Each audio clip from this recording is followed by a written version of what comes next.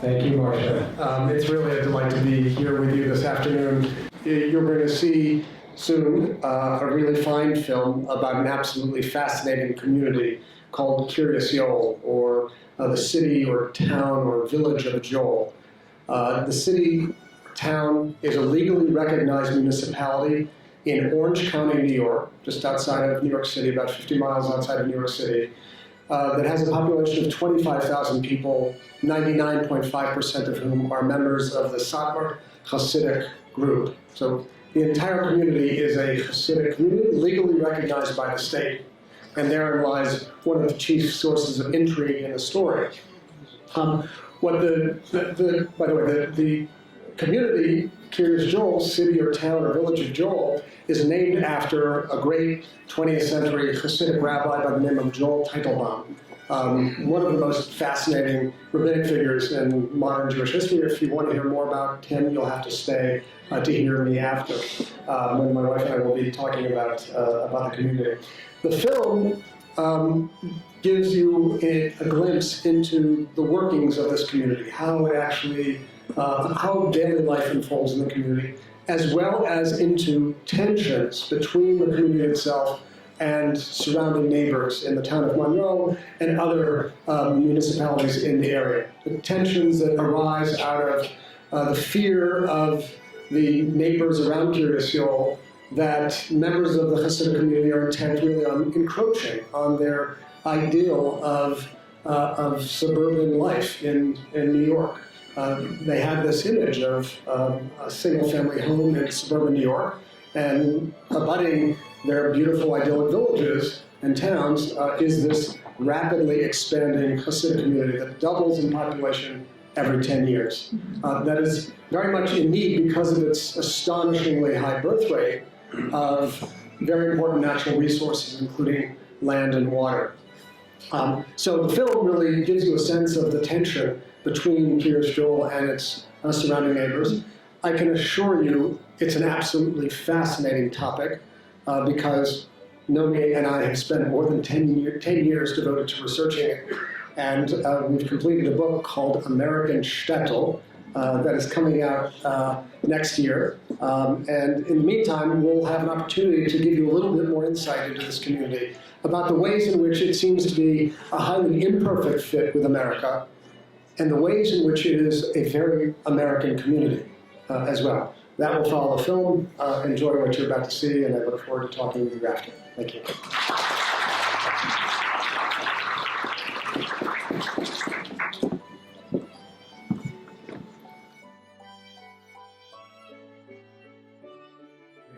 I wanted to give you one update on what we just saw, which is that, in fact, a self-standing town has been created basically out of Kiryas Joel. Kiryas Joel seceded from the town of Monroe and created the self-standing town of Palm Tree, which is a name that will be significant to us in just a second. And it includes within it the village of Kiryas Joel for a variety of reasons that we don't have time to go into now. But one of the things that was so apparent is how pervasive conflict is and has been in the history of this community. Conflict between the community and the surrounding neighbors. Conflict, in fact, has been baked into the DNA of the group that constitutes Kiryas Joel, the Satmar Hasidic group, really from its inception. And this requires us to go back to the 19th century to really the laboratory for a particularly intense form of orthodoxy known as Haredi orthodoxy, from the Hebrew word for trembling, as in trembling before God. The laboratory or birthplace of Haredi Judaism, especially of this form, was in the northeast quadrant of the Austro-Hungarian Empire in Hungary, an area known as the Hungarian Unterland. And there, at this meeting point between Western Enlightenment currents and Eastern traditionalist currents, was born this very potent form of Orthodox Judaism known as Haredi Judaism, one of whose variants is Hasidism, which is a pietist movement that emerged in the last half of the 18th century. This is relevant because the family that gave the name to Kiryas Joel, the Teitelbaum family, has its origins in this part of Hungary.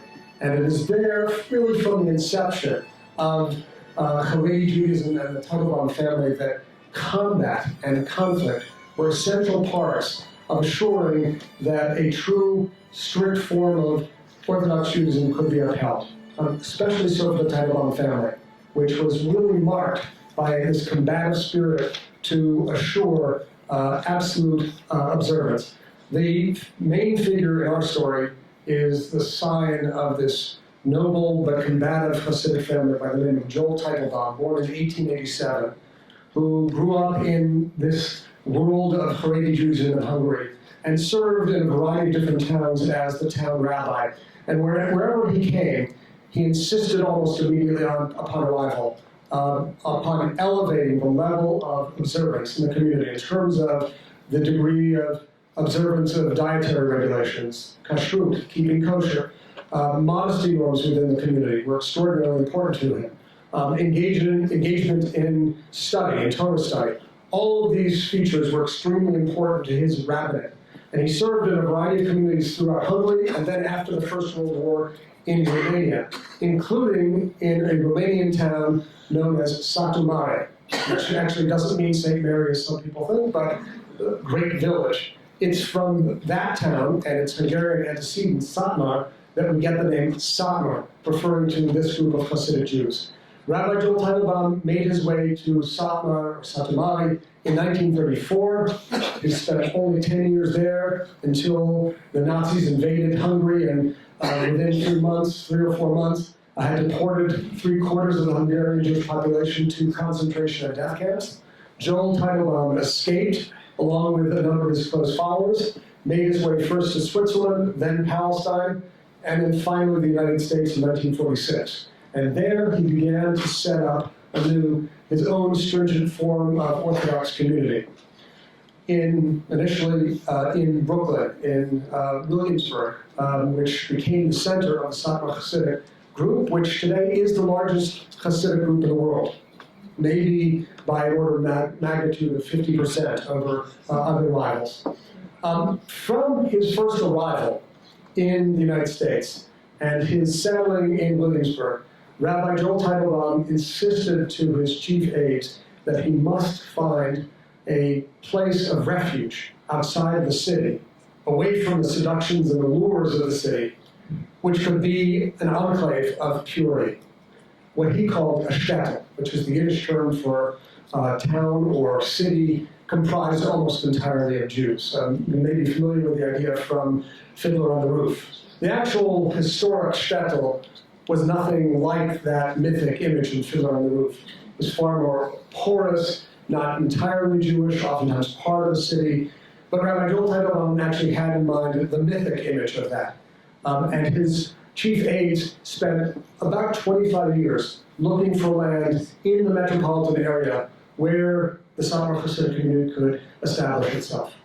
In 1972, after many failed efforts, his aides succeeded in buying property in the town of Monroe, Orange County, New York, and then spent 2 years building up a development of 25 single-family homes and 80 garden apartments. 2 years later, 1974, the summer of 1974, the first Satmar Hasidim began to arrive from Brooklyn to populate this community, which was really the vision and ideal of Rabbi Joel Teitelbaum. In fact, it would come to be called formally Kiryas, the village of Joel Teitelbaum. Almost upon arrival, tensions broke out between the Satmar Hasidim and zoning officials of the town of Monroe, who had a very different idea of what it meant to live in a single-family home, for example. A single-family home for residents of Monroe was 2 parents and 2 children in a nice ranch-style house. You had some evidence of what it constituted Kiryas Joel. It could be a family, a mother and father, and anywhere from 8 to 15 children, and maybe adjacent, another family, relatives, mother, father, and 8 to 15 children. So a very different understanding of the basic terms of reference when it came to zoning.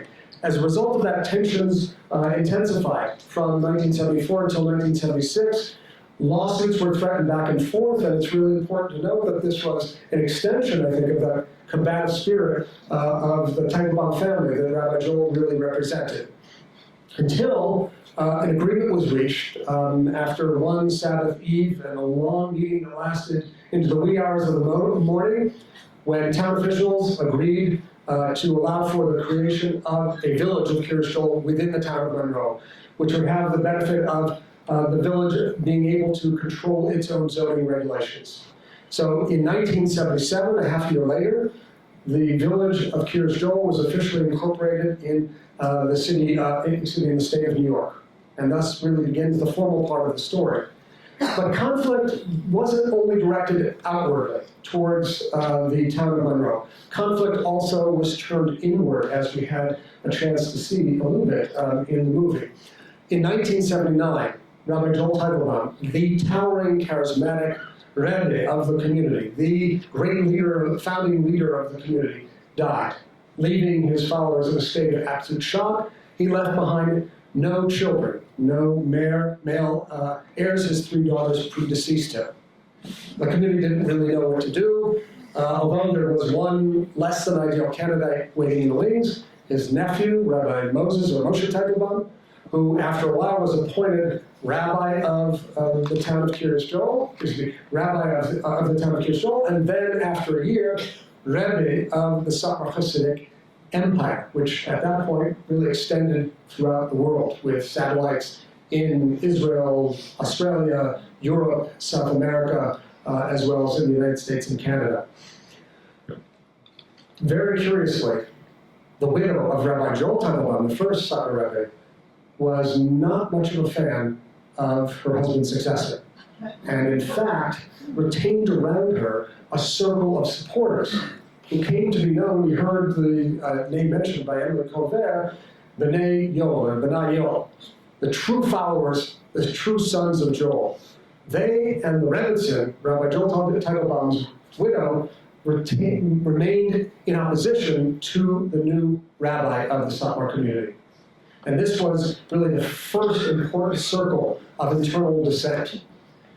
The second circle arose when in 1999, it was mentioned, Rabbi Moses Teitelbaum shocked the Satmar world by not appointing one heir apparent, his elder son, Rabbi Aaron, who in 1984 he named town rabbi in Kiryas Joel, but decided to divide the empire, as it were, by allowing Aaron to remain the chief rabbi in Kiryas Joel, but permitting his third son, Rabbi Zalman Lai, to be the rabbi of the large community of Satmar Chassidim in Williamsburg, the effect of which was really to divide the kingdom. And since that time, and especially after Rabbi Moses Teitelbaum's death in 2006, the two factions have been in very intense confrontation with one another, especially, sometimes physically, but more commonly in secular courts at the state level, with lawsuits being fired back and forth between the two. So this series of circles of conflict have been intensified even further by factions within, all of which is to suggest that this, by reasonable measures, should be a community in precipitous decline. In other words, how can it survive with such constant conflict and tension?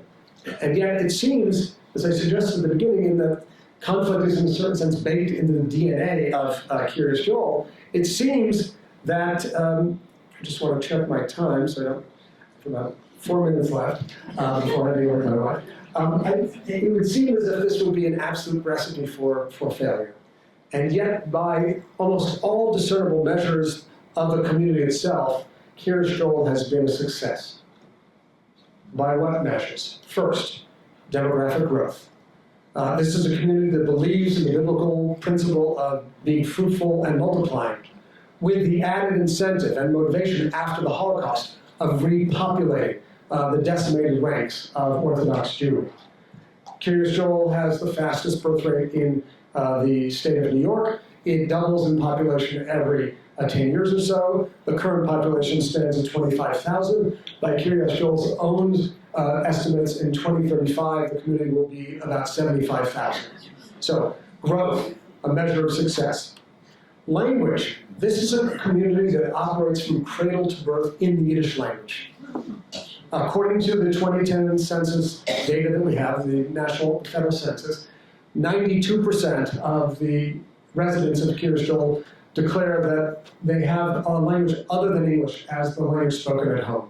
That's probably a low rate. A far higher percentage actually do speak Yiddish at home and on the street. It's a community that functions entirely in the Yiddish language, which allows it to preserve a great measure of its cultural norms. And indeed, that's a very important part of the raison d'etre, of the reason for the existence of Kiryas Joel, that it exists as an enclave of purity, such that Satmar Hasidim could live, as the phrase has it, Derech Yisrael Sava, according to the path of the ancient Israel. Okay? So language is another mark of success. Education. The largest employer in the town of Palmtree, in the village of Kiryas Joel, is the educational system, the private educational system of cheters and yeshivas, where thousands of students study every day, a very traditional educational diet. There also is a public school in the community, which has been the source of tremendous controversy that Nomi may talk about, that was created exclusively for the special needs children in the community. According to the 2010 census, about 7% of the residents of Kiryas Joel have a bachelor's degree, and that is probably an inflated number. This is not a community that sends its children to university. Education is extremely important, but understood in traditional Satmar terms. Okay? So education, another marker of success. Fourth, and finally, social norms. This is a community that regulates itself according to the dictates of the Rebbe, of Rabbi Joel Teitelbaum. And that means the kind of modesty norms that you saw in the sign that greets visitors when they make their way into the village. Gender separation is an important part of regulating social norms within the village. And you saw a divergence of views between the woman who left and the Chayav who stayed within about how appropriate those gender norms are. According to all of these measures, Kiryas Joel, according to most of its residents, is a success. And in fact, not just a success, the most beautiful form of life they know.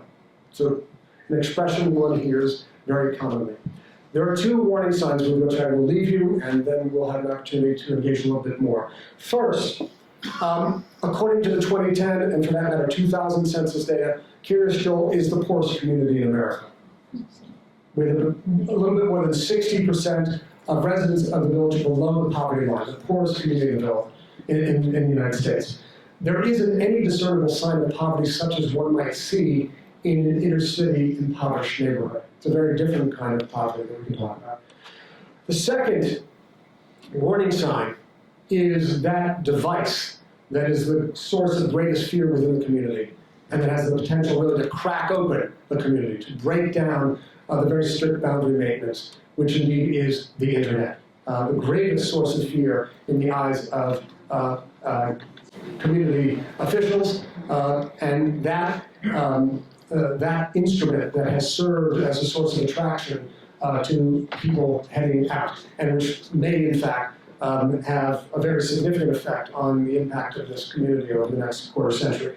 In a certain sense, I'll conclude with this, what we really see at this point in the life of Kiryas Joel is a race between, on one hand, that astonishingly rapid birth rate and the impact of the internet in opening up bounds of knowledge to a community that has prided itself on its insularity. So with that, I'm going to hand things over to Nomi, who will talk about the ways in which Kiryas Joel is very American.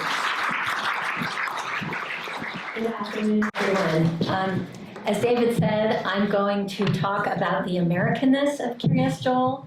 Our book, titled American Shtetl, really tells the story of Kiryas Joel from two perspectives. First, from the inside out. You've heard David give you at least a taste of what life inside the Satmar community is like, and he's situated it in the longer trajectory of Jewish history extending back to Europe. That's the inside-out perspective. And we also seek to tell the story of Kiryas Joel from the outside in, from the standpoint of American society surrounding it. The basic argument of our book is that, contrary to appearances, Kiryas Joel is a singularly, if not uniquely, American phenomenon. And as such, it tells us as much about American culture and American society as it does about the singular culture of the Satmar Hasidim. So to say that it's an American phenomenon can mean numerous things. There's two aspects to that I'm going to emphasize here. The first way in which Kiryas Joel is a very American story, this is perhaps the most obvious point of comparison, is that Kiryas Joel is part of a very long history of religious sectarianism in America going back to colonial times. This is a history that extends back to the first Puritan settlements, to name just a couple of the literally hundreds of religious sectarian enclaves that have taken root in America. Everyone will be familiar with the Amish, with the Shakers. Some of you will be familiar with the Rajneeshis, who established the city of Rajneeshpuram in the state of Oregon in roughly the same time period that the village of Kiryas Joel was established. There's a very long history of religious enclaves motivated by strongly separatist theology, governed by their own laws and legal institutions, taking shape, and indeed finding America to be a very hospitable environment. There are a number of traits common to all, or if not all, to many of these societies that Kiryas Joel shares. First of all, geography. Although one can find such religious enclaves all across America, a notable number of them emerged in upstate New York, precisely where we find Kiryas Joel. So those of you who are familiar with the Great Awakening, the evangelical Christian revival that swept across America starting in the 20s and 30s of the 19th century. This is when Mormonism was born. This is when and where Mormonism was born, where the Oneida Society was born, where many pre-existing religious sectarian movements like the Shakers were reinvigorated. It's in this precise geographic area. Two other traits common among such communities throughout American history.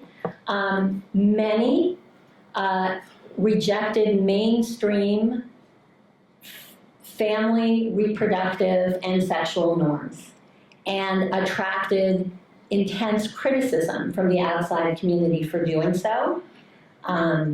Kiryas Joel, likewise, is oftentimes criticized by outsiders for its practices of arranged marriage, early marriage, gender segregation, large families, and so on and so forth. This fits into a long pattern of criticizing religious enclaves for their supposedly aberrational sexual, reproductive, and gender norms and practices. The last commonality that I want to call attention to, common to all of these communities, is, and this is quite paradoxical, even those religious sectarian societies, which, unlike Kiryas Joel, were ideologically opposed to capitalism, to market society. Even those socialist utopian communities, along with virtually every other such religious sectarian community, has relied upon and has effectively utilized the rights of private property, the rights of freedom of contract, the building blocks of a free market economy and society that is America, to create their religious enclaves. And as David has indicated, the Satmars followed precisely in this path. The village of Kiryas Joel, a political entity, did not take rise until after the community was assembled in the private sphere through the acquisition of private property, real estate, a private residential development. That brings me to the second point of comparison, the second way in which Kiryas Joel is a very American phenomenon, because it bears comparison not only with other religious sectarian communities and enclaves. The creation of small enclaves populated by people who share a predilection for a certain way of life is a pattern common all across America that is by no means limited to separatist religious groups or to religious groups of any kind. In fact, if you stop to think about it, that's a description that is as descriptive of the good people of Orange and Rockland County, represented by the leaders of United Monroe, as it is descriptive of the Satmars of Kiryas Joel. The corollary to that is that, like all enclaves, all suburban and rural enclaves that exhibit this exclusionary character, the creation of Kiryas Joel, far from being at odds with American cultural and constitutional values, was actively fostered by America's economic system, by its legal system, and by its constitutional traditions and ideals, or at least by a certain interpretation of those traditions and ideals. Now, that flies in the face of conventional wisdom about what America stands for and what those ideals are. So I want to acknowledge this conventional wisdom according to which Kiryas Joel is at odds with American constitutional values. I will briefly lay out what that vision of American constitutional values is, and then I will end by laying out the alternative vision of American constitutional values, which the Satmars have benefited from, and in their own small way, but not insignificant way, helped to promote on the larger American political landscape. So the conventional view, it's the one I grew up with. I expect it's the vision of American constitutional values that many in this room grew up with. It's a liberal vision, it's a secularist vision, and it's an integrationist vision, right? It's the familiar idea of America as a melting pot, and a notion, a metaphor that was first developed with respect to thinking about immigration. America as a land of immigrants. But in the mid-20th century, that melting pot ideal, that integrationist ideal, became fused with the ideal of racial integration, Brown versus Board. Although these are two distinct ideas, they became fused together. And in turn, in this same mid-20th century time period, the idea of the melting pot, the ideal of racial integration, also became fused with a certain understanding and commitment to the idea of the separation of church and state. All of those ideas sort of ran together and were applied particularly to the public domain, right? The idea was that cultural, religious differences belonged, if anywhere, in the private realm. But the public domain, public schools, places of public accommodation, the workplace, these were arenas that needed to be integrated. And if public schools were going to serve as an effective vehicle for religious, cultural, and racial integration, that necessitated residential segregation. So it turns out that this vision of what American constitutional values mean is actually of pretty recent vintage. This is really a mid-20th century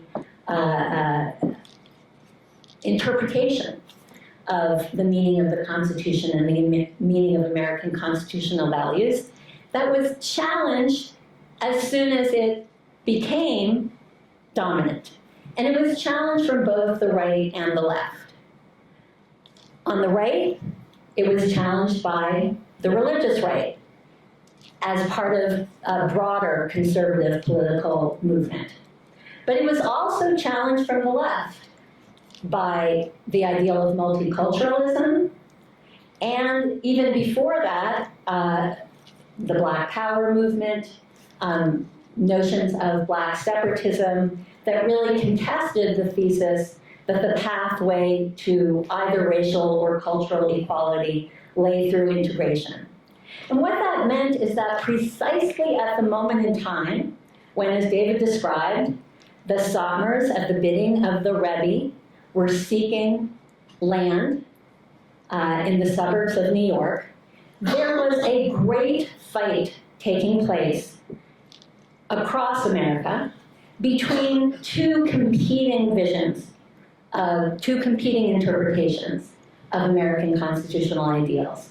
On one side, a liberal integrationist secularist vision, and on the other side, an anti-integrationist, and to varying degrees, an anti-secularist vision, according to which people should be empowered, if they so choose, to separate out into enclaves and live with their own kind. There were many battlegrounds, but two of the primary battlegrounds in which the fight between these competing visions of what America stands for was played out were schools and land, real estate.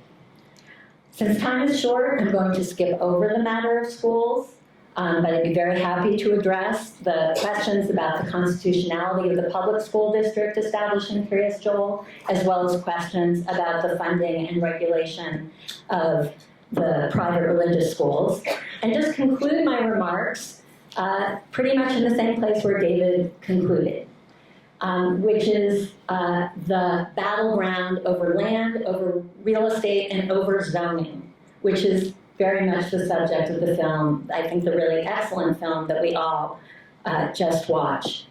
The current struggle that is depicted in this, I think, quite wonderful film is a continuation of the earlier struggle over zoning that the Satmars faced when they first arrived in the town of Monroe with no intention, indeed it was beyond their imagination at that point in time, that they would ever establish their own separate municipality.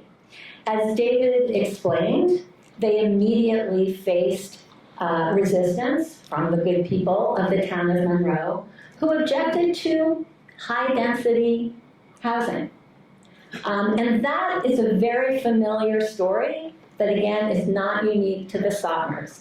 This is part of the larger story of suburbanization, of white flight, and what came to be known in precisely this time period, the 1970s, as exclusionary zoning, which is the term that was coined by lawyers who sought to challenge the zoning practices that were instituted in predominantly white, predominantly affluent suburban communities that required low-density housing, that zoned out multifamily units, and that instituted requirements for large lots and so on, that made housing unaffordable.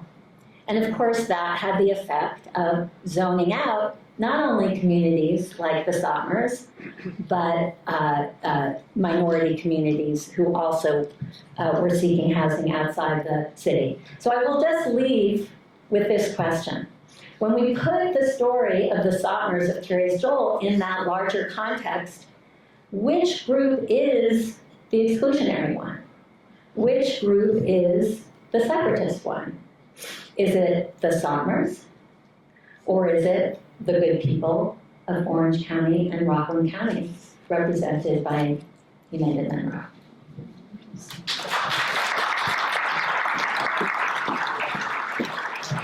I would like to thank both Professor Myers and Professor Stolzenberg for illuminating comments. Thank you so much. It was terrific. We'll have time for just a few questions. You raise your hand.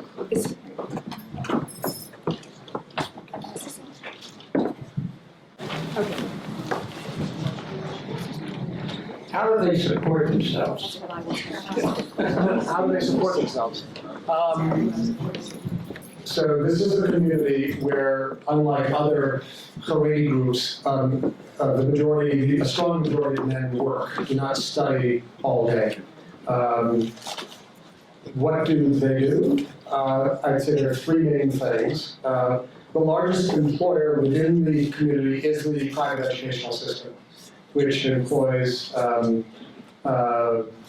probably some number of thousands of people in one task or another. And the second geographically proximate form of employment are small businesses and crafts within the community, within Kiryas and in Monroe. It's about 25 to 33% of the community. One of the most important employers, I should say, within the village itself, it's not even a small business, well, it's technically a small business, but by KJ standards, Kiryas standards, is quite large, is the kosher poultry slaughterhouse. A major source of controversy within the area of the park because of environmental concerns. About a quarter of the population of Kiryas, overwhelmingly men, commute on a daily basis to Brooklyn, Manhattan, or New Jersey. So I believe the employment rate for men within the community is about 70%. For women, about 36% now. And we see a very interesting rise in the percentage of employed women over time, which has to do with a kind of creeping, unwitting, unnamed feminism combined with a kind of economic realism. It's simply impossible to support a family of 12 on one salary. So those are the main areas. I should also add, the community benefits from very significant state and federal assistance. Many people, especially those who live below the poverty line, are entitled to public assistance. There also is within the community an extraordinarily large and well-functioning private charity system in place, which is benefits from a number of extraordinarily wealthy Satmar patrons who are funders of this network. Charity within the community is a way of life. Poor give to poor, middle class give to poor, wealthy give to middle class. It's just a way of life, as we saw in that short vignette, that short scene of poor.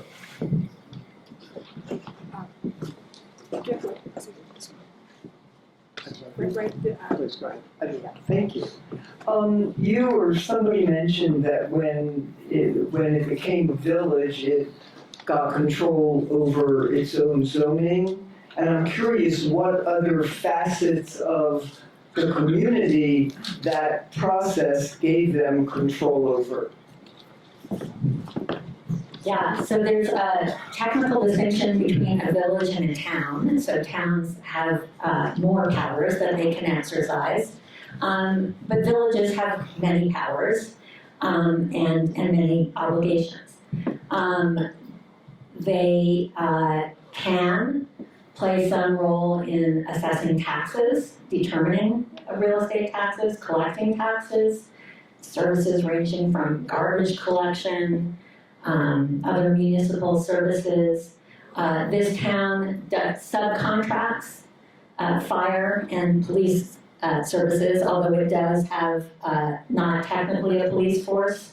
The volunteer fire. There's a volunteer fire, but that's not, yeah. So the usual panoply of services that any village can provide. What's interesting to see is there was a learning curve, right? So this is a community that had no intention initially of creating a municipality. Once it did, it took a while for it to start really flexing the muscles of government that it had acquired.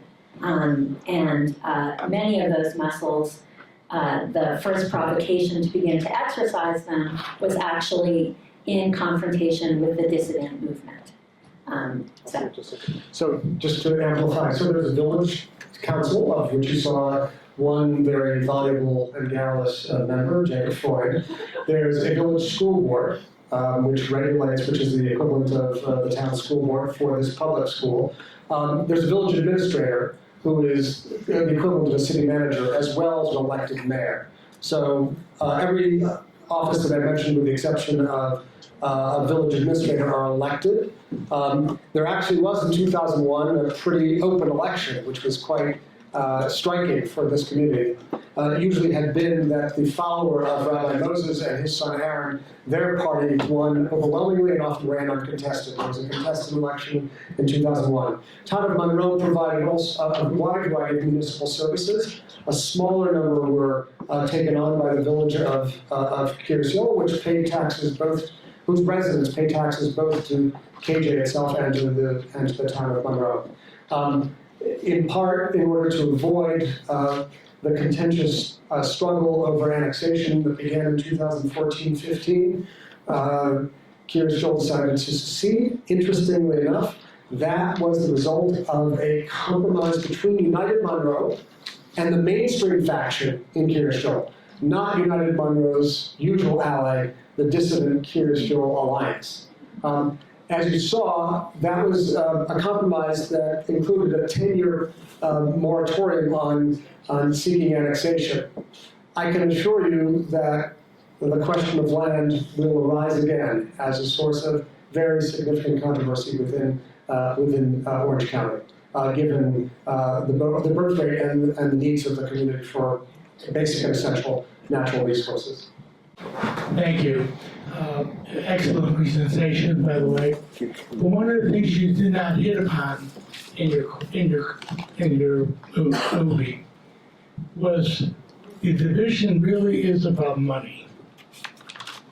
The division really is about what the people in Monroe can do and pay for. By annexation, they're causing the county to increase the water, increase sewage, increase everything. As you were saying, the rate of the population increases doubles every 10 years. The cost to that county is $2.3 billion. So first of all, let me clarify, this is not our movie, just to be clear. I will say two things. The question, I'll say three things. One, you're absolutely right. There's money and costs at stake here, and that's clearly a driver of conflict. Not only as is conflict over scarce resources, land, water, these are scarce resources.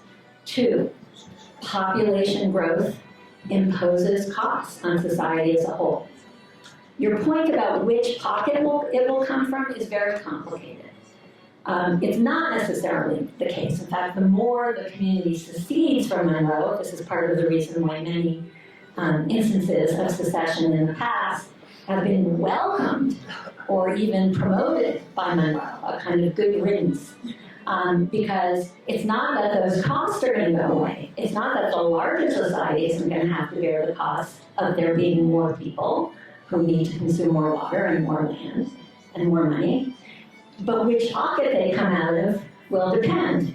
When the Satmars secede and go away, that's maybe good for the pocketbook of the local residents of the town of Monroe, but it just shifts the financial burden to a higher level of county or regional or nationwide government. The last thing I'll say is, that's true of every one of us here. Every new baby born, right? This is the problem of population growth.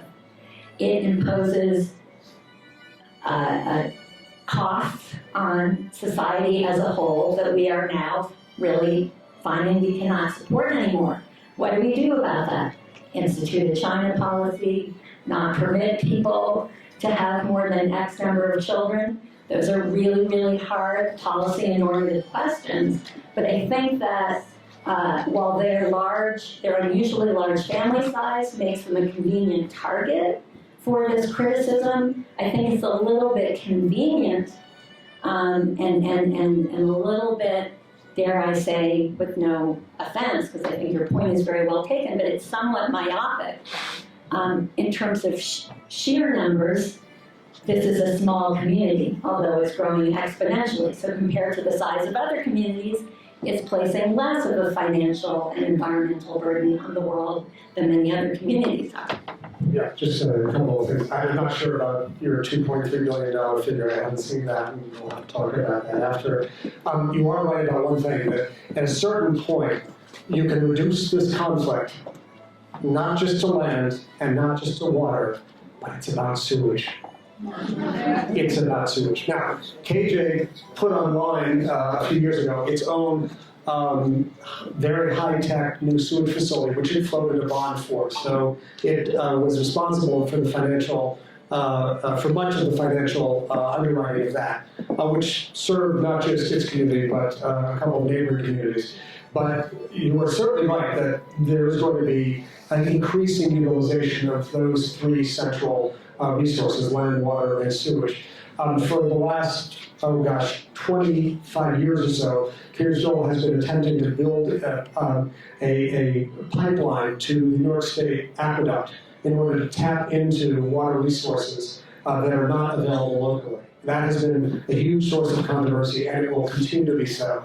I think where we're probably headed, you mentioned the county, the state is also very much going to be a responsible party for helping to support the community. I think really where we're headed, if we imagine these demographic projections, is that Orange County may be a Hawaii County within 25 to 35 years. And so our whole understanding of county politics will look very different than it does today. Unfortunately, our time is up, but I want to thank you both again for a terrific